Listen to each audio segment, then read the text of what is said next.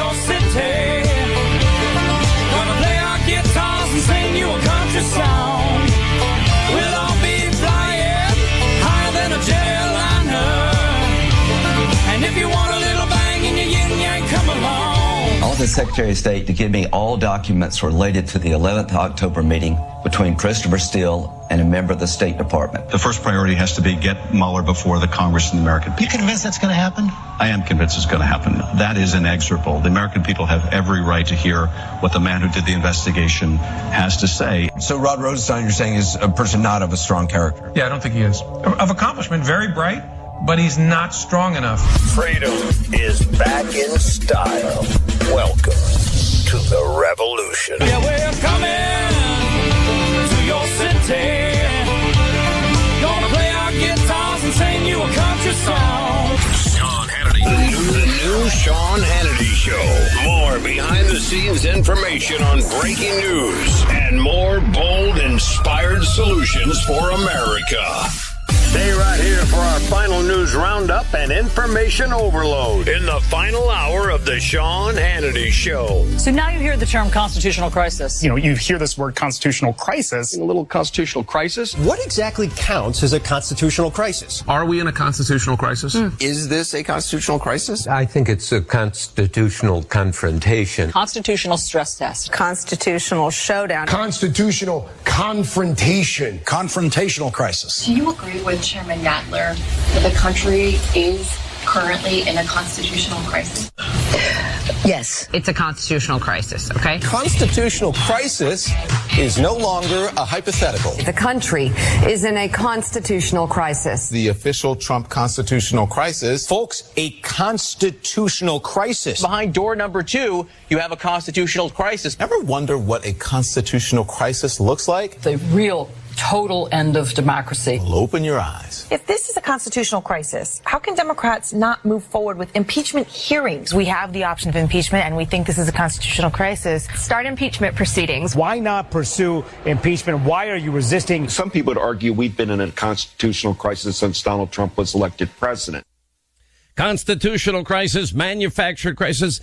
They're so tied at the hip. The new radical, extreme, democratic, socialist, new Green Deal party with their ever so loving friends in the media mob that they all use the same words. They can't even get creative. All right, maybe to create at least a fake line of distinction of somehow we'll bifurcate what we're saying and we'll say, you say this and I'll say that. But they can't even do that. They use the exact same words. They repeat them over and over and over again, and they just can't help themselves. Anyway, Bill O'Reilly just calls the hardworking people that make this country great the folks. He joins us now, and of course, all things O'Reilly's at BillO'Reilly.com. He now has a new radio gig that he's been doing, sort of like Paul Harvey. How are you? I'm shocked. I'm bifurcation. Bifurcation. That's your word of the day. That is a great word of the day. I got to stick up for President Obama. He wasn't the worst economic guy. You know who the worst economic guy was? The immortal Martin Van Buren. Well, that's true. I mean, you make a good case. After Andrew Jackson, the little magician, as they called him, Kinderhook, New York, took over. Are you like trying to show off your knowledge? Because I'll start quoting Thomas Paine, where the guides and dictates of one's conscience irresistibly obeyed, there'd be no need for any other lawgiver. That being the case, not being the case, well, we have government in its best state, but a necessary evil, its worst state, an intolerable one. Are we going to go back and forth and quote Ben Franklin now? Maybe. I mean, it's, very amusing to do this. You know what is good about O'Reilly? So I don't care you don't care if I give little details about your life, do you? No, Hannity. Just lay it all right. So I've been to Bill O'Reilly's house. Well, maybe I shouldn't do this in this day and age of home invasion. And unlike, let's just say that I showed you some very impressive unbelievable stuff, documentation of our nation's history. I mean, I would even go as far as to say it's like the O'Reilly Museum. And the only difference between me and O'Reilly is I'm a big believer in carrying a gun. Maybe, but you're probably right. You with a gun probably wouldn't be a good thing. Maybe that's why you don't carry it. Thing. And there's a lot of difference between me and you, that's for sure. But, the reason I do this is because, I write history books, obviously, and I'll state this again, and I know I sound like an idiot doing it, but I'm the most successful nonfiction author of all time. By the way, why would you not be proud of that? You have every right to be proud of that. That is a massive accomplishment. But I'm going to walk around with a sign on me, I'm the most best-selling author of all time. But in order to do that, and I have to really know these people who I'm writing about. And so I decided to have a hobby of collecting documents and letters that they actually wrote. And that tells me a lot about who they actually are, which leads us to President Trump and the upcoming history book on him. I've known him for 30 years. I know what he's capable of. And I was we just finished the book this week. Just finished it. Put the finishing touches on it. I still want to talk to him one more time. He's running away from me, Hannity. You might help on that, by the way. Well, then I get 10%. Sit down with me for about 15 minutes on the phone, because I got a few unanswered questions. But it's a history book. And I think people are going to appreciate, whether you like Trump or not, knowing the truth about him, because certainly the truth is not being told in this country about President Trump. It's not. And that is a disservice to every single American. Well, I think it's something that we've never seen before. Now, we've seen a lot of hatred, a lot of division, a lot of fighting going back and forth. I mean, you can't look at some of the images of the 60s and not say they were horrible times, and 50s as well, for this country. The great wisdom of our framers and founders that, of course, they were imperfect people, but they built a system where we correct wrongs and injustices. And they have been proven to be true, that the conscience of the American soul is such that we have this natural inclination, as our founding documents, that we're endowed by our Creator, and we tend to, over time, get things right. But the hatred of Donald Trump is inexplicable. I've never seen this kind of rage bordering on psychosis. And it throws off the system that the founding fathers put in place. The only other president that had to face this was Abraham Lincoln. John Adams, he was worked over pretty hard, and he passed the Alien and Sedition Acts to put newspaper editors in prison who he didn't like. So that's what he did. Mm-hmm. But certainly Donald Trump's situation where the media is hating him, not only media, but his opposing party, is throwing off our checks and balances. I was amused this week to see Elizabeth Warren, a senator from Massachusetts, who has absolutely no chance of winning the Democratic nomination. So you got to question why she's even bothering. Why are you bothering, lady? You're not going to get it. You can't even break 10% in your own polls. So what's the beef here? Why are you doing this? So she comes out and she says, well, look, I'm not going to do a town hall on Fox News because that just feeds their money for hatred machine. But I'll go on CNN and MSNBC.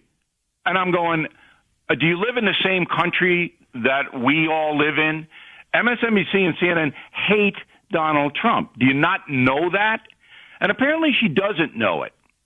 But I always, as I always do on BillO'Reilly.com, I looked a bit further into why Elizabeth Warren would say this. All right? She's trying to raise money. That's why.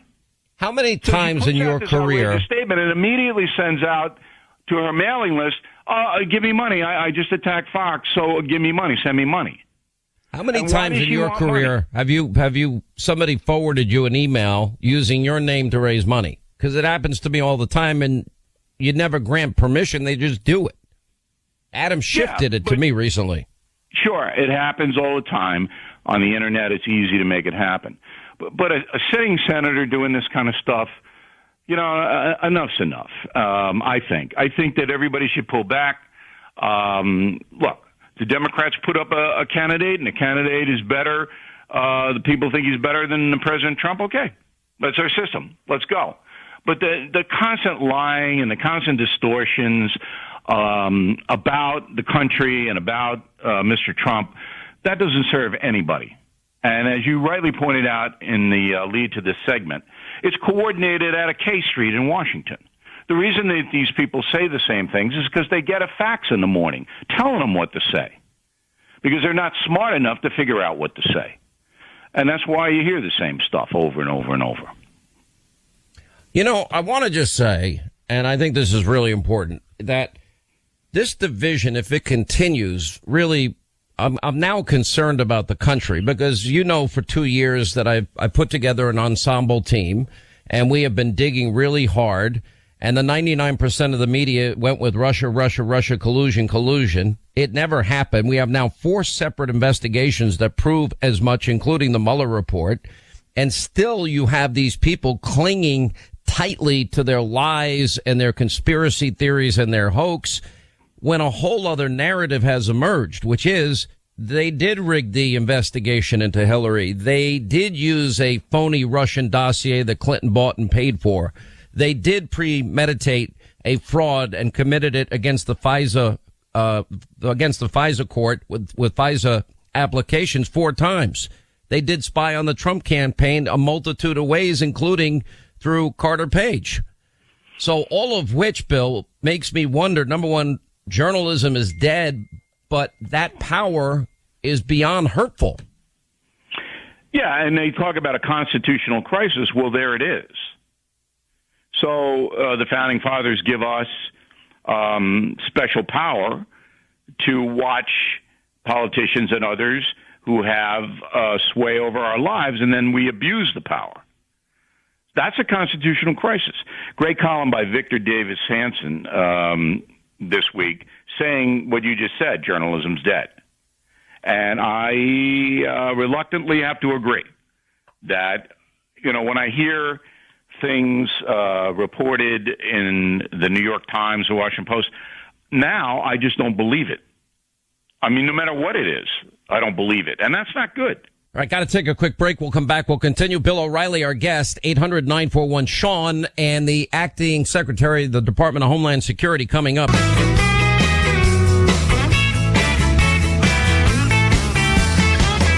right, more with Bill O'Reilly with us. BillO'Reilly.com is his website. You see the poll that showed 77% of Americans think that the mainstream media lies and gets it wrong regularly. Is it now up to 77%? 77%. They can't read. I mean, so it's like everybody. It's 100%. Pretty much. Because the 23%, they don't know how to read. They're not. But then there's really another side to this, because then they want to destroy every conservative voice, Bill. Every second, every minute, every hour, every day, any conservative voice is on the air. It's being taped, in the hopes that one word, phrase, sentence could be taken out of context and used to destroy and bludgeon and run out of town and run out of business. You know, they did that to me, and I've thought about it a lot for the past couple of years.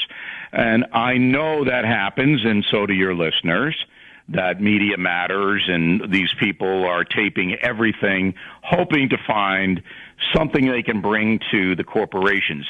But it's the corporations' fault. You know, if American corporations are going to say, oh, we're going to give in to this blackmail and extortion. Oh, we're not going to advertise on certain shows because we're threatened with boycotts or whatever it may be. Then you're undermining our democracy.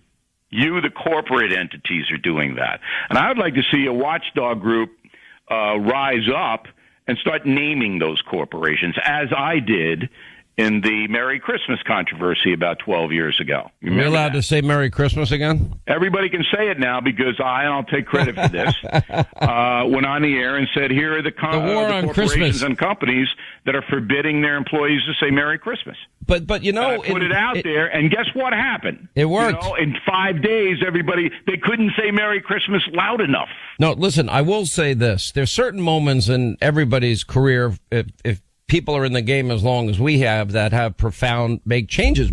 For example, we had the laws changed in Panama City Beach because of our coverage of spring break. I once, there was a guy that called my radio show back in Atlanta, and he said goodbye, and he said he just swallowed a bottle of pills and drank a quart of scotch or whatever, and I kept him on the phone until ultimately he gave his location, and 200 cars descended on him in 5 seconds. And it turned out he had taken those pills, and it turned out the guy's life was saved. And there's certain moments where you can really, you realize that we can use the gift that we have for good. Absolutely. But that's why they want to take it away. Passed in 45 out of 50 states. Mandatory for child abusers. Mandatory time.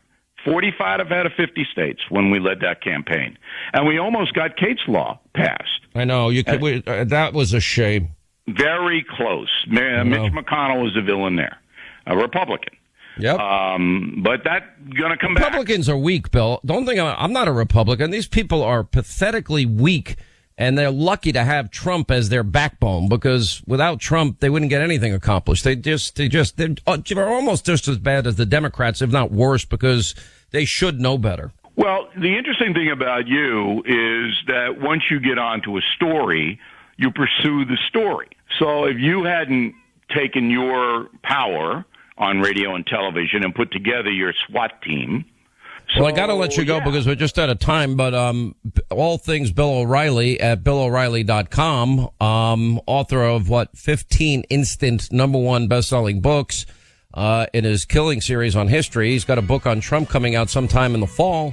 And you can get All Things O'Reilly, his daily podcast, on BillO'Reilly.com. Thanks for being with us. All right, John. Thank you. Bye. We appreciate you joining us. Quick break. We'll come back.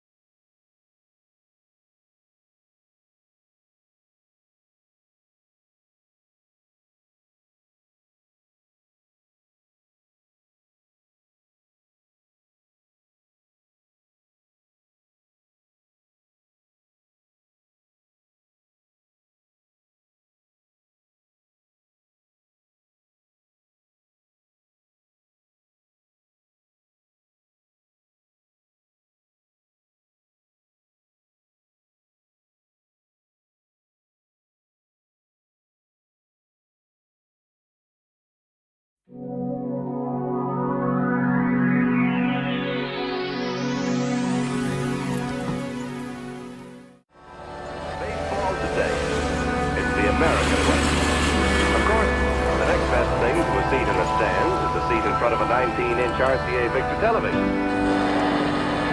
One more day to Labor Day weekend, the traditional occasion for tasty outdoor barbecues or picnics.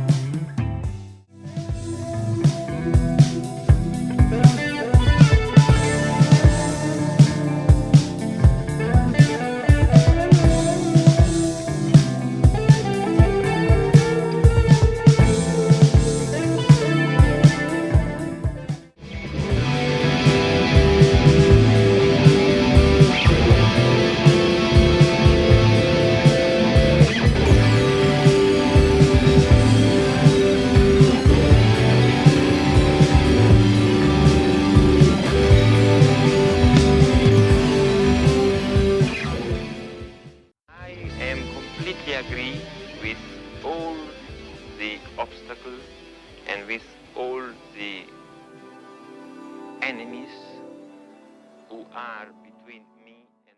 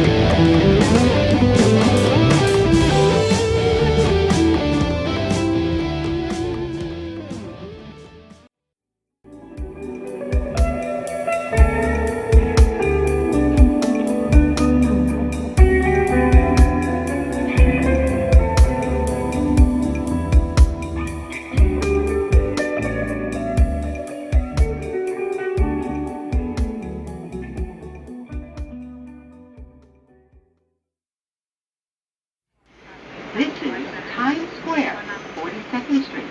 Transfer is available to 1,